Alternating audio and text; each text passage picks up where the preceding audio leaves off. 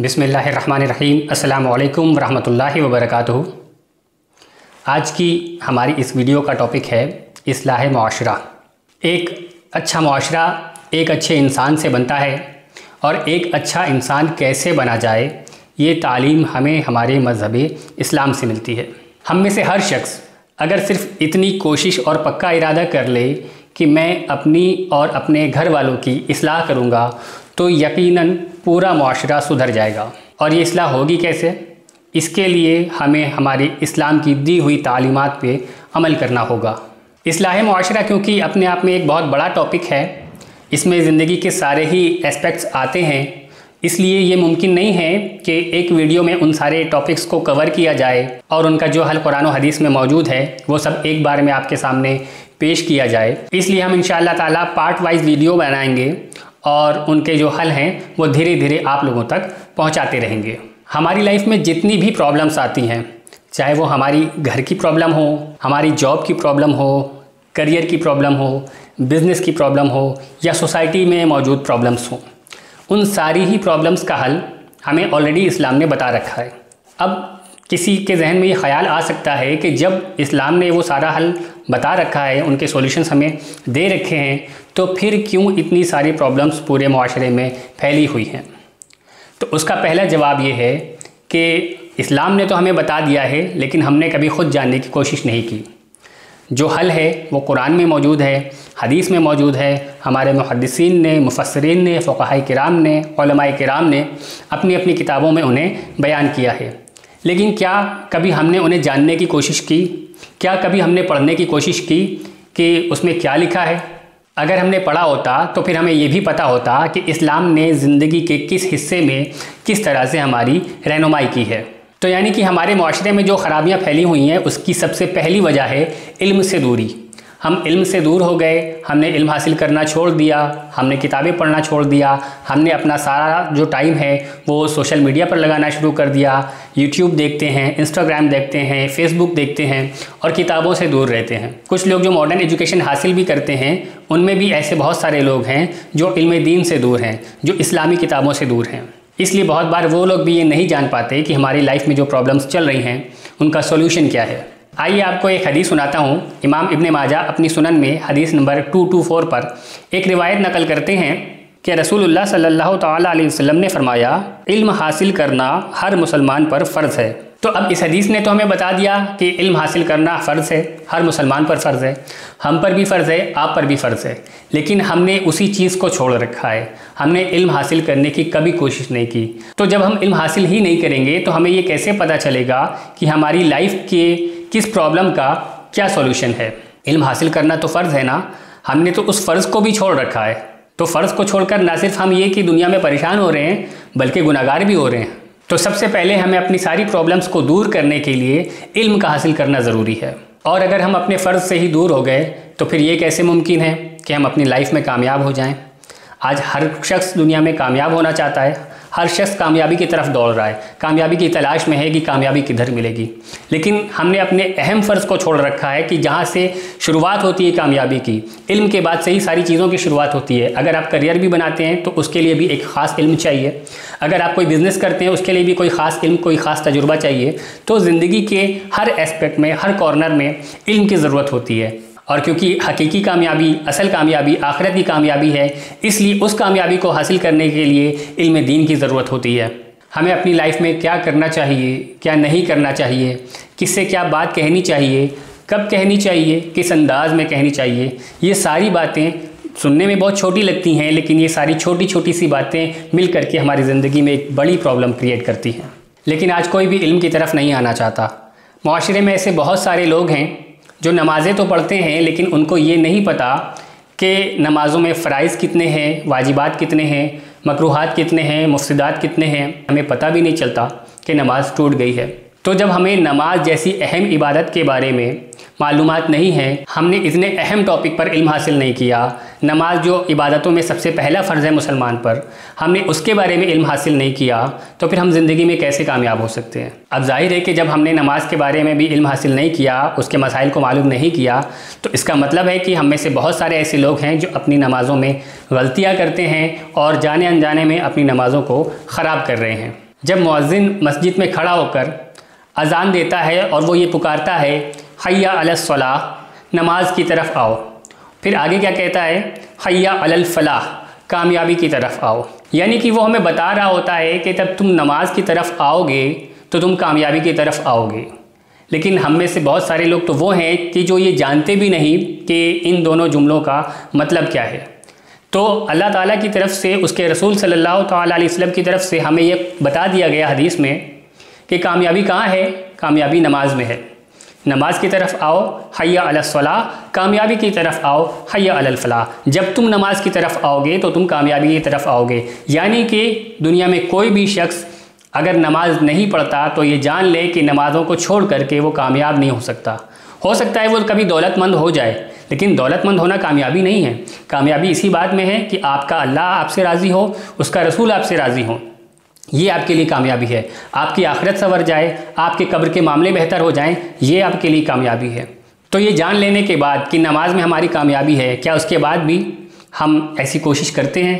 क्या उसके बाद भी हम मुअज्जिन के बुलाने पर मस्जिद तक चलकर जाते हैं? क्या हम नमाज़ों की पाबंदी वाकई करते हैं? क्या कभी हम वाकई इतनी फ़िक्र करते हैं कि किसी भी कीमत पर हमारी नमाज क़ज़ा नहीं होनी चाहिए? लेकिन हम नहीं करते। हम में से बहुत सारे वो लोग हैं जो कुरान की तिलावत करते हैं और बहुत सारे तो वो हैं जो कुरान की तिलावत करते भी नहीं हैं। लेकिन जो करते हैं, मैं उनके बारे में बात करना चाहता हूँ कि उनमें भी बहुत सारे ऐसे लोग हैं जो तिलावत तो कर रहे हैं लेकिन उनको ये नहीं पता होता कि वो क्या पढ़ रहे हैं, उसका मतलब क्या है। वो सिर्फ तिलावत करते हैं, तिलावत के बाद कलाम पाक को बंद करते हैं और उसे चूम कर ऊपर ताक पे रख देते हैं। क्या वाकई कुरान इसीलिए आया था कि सिर्फ तिलावत किया जाए और चूम कर ताक में रख दिया जाए? सिर्फ यही मकसद था कुरान का? बिल्कुल नहीं। कुरान हिदायत की किताब है। ज़रूर उसकी तिलावत से, उसको देखने से, उसको छूने से भी सवाब मिलता है, लेकिन सिर्फ सवाब देने के लिए कुरान नहीं आया था। कुरान हिदायत देने के लिए आया था। कुरान में अल्लाह ताला की तरफ से पैगाम मौजूद हैं। जब आप कुरान को पढ़ते हैं तो उसको माने के साथ पढ़ने की कोशिश करिए, तभी तो आप ये जानेंगे कि आपका रब आपसे क्या चाहता है, वो किन बातों का आपको हुक्म देता है, किन बातों से आपको मना करता है कि लाइफ में ये करना चाहिए और ये नहीं करना चाहिए, ये चीज़ें हलाल हैं, ये चीज़ें हराम हैं। ये सारी बातें आपको कब पता चलेंगी? जब आप कुरान पाक को माने के साथ समझ कर पढ़ने की कोशिश करेंगे। मैं ये नहीं कहता कि हर शख्स अपनी अकल के साथ कुरान को समझने के लिए बैठ जाए कि जैसा उसको समझ में आए वो वैसा समझ ले, बल्कि इसको समझने के लिए किसी आलिम का सहारा लेना चाहिए। लेकिन फिर भी हम में से हर शख्स को ज़िंदगी में एक बार तो ज़रूर कुरान पाक को समझ करके माने के साथ पढ़ना चाहिए, ताकि हमें ये पता चल जाए कि हमारा रब हमसे क्या चाहता है। आप अल्लाह ताला से मोहब्बत के दावे तो बहुत करते हैं, मगर आप कभी ये जानना भी नहीं चाहते कि आपका रब आपसे क्या फरमाता है। जिससे आप मोहब्बत करते हैं उसके बारे में ये क्यूरियोसिटी तो ज़रूर होनी चाहिए ना, कि वो हमसे क्या चाहता है, वो हमसे क्या फरमाता है, वो हमें किस बात से मना करता है। ख़ुद दिल में इस बात की ख्वाहिश होनी चाहिए, तभी तो आपकी मोहब्बत सच्ची साबित होगी। अगर आप मोहब्बत के दावे भी करते हैं मगर आप ये जानना भी नहीं चाहते कि आपका रब आपसे क्या फरमाता है, तो फिर ये किस तरह की मोहब्बत है? क्या कभी हम इस बात पर भी गौर करते हैं कि हमारी लाइफ में जो कुछ हम कमा रहे हैं, जो हमारी अर्निंग हो रही है, उसमें कहीं से कोई हराम का लुकमा तो शामिल नहीं हो रहा, कोई हराम चीज़ तो शामिल नहीं हो रही? कभी हम इन बातों पे गौर करते हैं? ये सारी बातें बताने का मकसद सिर्फ इतना ही है कि हम इल्म से बहुत दूर हो गए हैं और इल्म से दूर होने की वजह से ही ये सारी प्रॉब्लम्स हमारी लाइफ में आती हैं, जिनकी वजह से ख़ुद हमारी सेहत भी ख़राब होती है, हमारा जहन ख़राब होता है, हमारा फैमिली सिस्टम ख़राब होता है और फिर हमारी सोसाइटी ख़राब होती है। एक हदीस तो हमने ऊपर सुन ली कि इल्म हासिल करना हर मुसलमान पर फ़र्ज़ है, बल्कि इल्म हासिल करने वालों की बहुत ज़्यादा फ़जीलतें कुरान और हदीस में बयान की गई हैं। आइए उनमें से कुछ रिवायतें मैं आपके सामने पेश करता हूँ। इमाम अबू दाऊद अपनी सुनन में हदीस नंबर 3641 पर एक रिवायत नकल करते हैं। कसीर बिन कैस कहते हैं कि मैं हज़रत अबू दरदा रज़ियल्लाहु ताला अन्हु के साथ दिमश्क की मस्जिद में बैठा था कि इतने में उनके पास एक शख्स आया और उनसे कहने लगा, ए अबू दरदा, मैं आपके पास रसूलुल्लाह सल्लल्लाहु ताला अलैहि वसल्लम के शहर से उस हदीस के लिए आया हूँ जिसके मुतालिक मुझे ये ख़बर मिली है कि आप उसे नबी करीम सल्लल्लाहु ताला अलैहि वसल्लम से रिवायत करते हैं। आपके पास मैं किसी और गर्ज से नहीं आया हूँ। इस पर सहाबी रसूल हज़रत अबू दरदा रज़ियल्लाहु ताला अन्हु ने कहा, मैंने रसूलुल्लाह सल्लल्लाहु ताला अलैहि वसल्लम को फरमाते हुए सुना है, जो शख्स तलब इल्म के लिए रास्ता तय करे तो अल्लाह ताला उसके बदले इसे जन्नत की राह चलाता है और फरिश्ते तालिब इल्म की बख्शिश की दुआ करते हैं, यहाँ तक कि मछलियाँ पानी में दुआएं करती हैं। और आलिम की फजीलत आबिद पर ऐसी ही है जैसे 14वीं रात की तमाम सितारों पर। और उलमा अंबिया के वारिस हैं और नबियों ने अपनी विरासत दिरहम व दीनार को नहीं बनाया बल्कि इल्म को बनाया है। तो जिसने इल्म हासिल किया उसने एक बड़ा हिस्सा हासिल किया। तो ये हदीस हमें इल्म की फजीलत बताती है और आलिम की फजीलत बताती है कि जो शख्स इल्म हासिल करता है उसके लिए फ़रिश्ते बख्शिश की दुआ करते हैं, उसके लिए मछलियाँ भी पानी में इस्तिग़फ़ार करती हैं। और फिर ये कि इल्म हासिल करने के लिए अगर सिर्फ़ एक रिवायत को भी हासिल करने के लिए आपको बहुत दूर दराज का सफ़र करना पड़े तो भी आपको सफ़र करना चाहिए। इल्म हासिल करने के लिए जितनी मुश्किलें उठानी पड़ें आपको वो मुश्किलें उठानी चाहिए। आइए इल्म की फजीलत पर कुछ और भी हदीसें आपके सामने पेश करता हूँ। इमाम अबू दाऊद ने अपनी सुनन में हदीस नंबर 1452 पर रिवायत नकल की है। नबी करीम सल्लल्लाहु तआला अलैहि वसल्लम ने फरमाया, तुम में बेहतर वो शख्स है जो कुरान सीखे और उसे सिखाए। यानी कि यहाँ पर वही बात आ गई कि कुरान हम जो पढ़ते हैं उसे सिर्फ पढ़ना नहीं है बल्कि उसे सीखना है कि उसमें लिखा क्या है, उसके अहकाम क्या हैं, उसमें पैगाम क्या है। और सिर्फ सीखना नहीं है, जब आप सीख लें तो फिर उसको सिखाएँ, अपने सबऑर्डिनेट्स को सिखाएं, अपनी बीवी को सिखाएं, अपने बच्चों को सिखाएं, अपने छोटे भाइयों को सिखाएं, बहनों को सिखाएं। और ऐसे शख्स की तारीफ़ ख़ुद नबी सल्लल्लाहु अलैहि वसल्लम फरमा रहे हैं कि तुम में बेहतर शख्स वो है कि जो कुरान को सीखे और सिखाए। इसी तरह सही बुखारी की हदीस है, हदीस नंबर 71। इमाम बुखारी रिवायत नकल करते हैं कि नबी करीम सल्लल्लाहु अलैहि वसल्लम ने फरमाया, अल्लाह ताला जिस शख्स के साथ भलाई का इरादा फरमाता है उसे दीन की समझ अता फरमाता है। यानी कि अगर आप इल्म वाले बन जाएँ, इल्म दीन को समझने वाले बन जाएं तो ये इस बात की निशानी है कि अल्लाह ताला आपसे खैर का इरादा रखता है, अल्लाह ताला आपसे भलाई का इरादा रखता है। एक और हदीस सुनते हैं, इसको इमाम इब्ने माजा ने अपनी सुनन में हदीस नंबर 229 पर नकल किया है। हज़रत अब्दुल्ला बिन अम्र कहते हैं कि रसूलुल्लाह सल्लल्लाहु तआला अलैहि वसल्लम एक दिन अपने किसी कमरे से निकले और मस्जिद में दाखिल हुए। आपने इसमें 2 हल्के देखे, यानी 2 ग्रुप्स थे वहाँ पर लोगों के।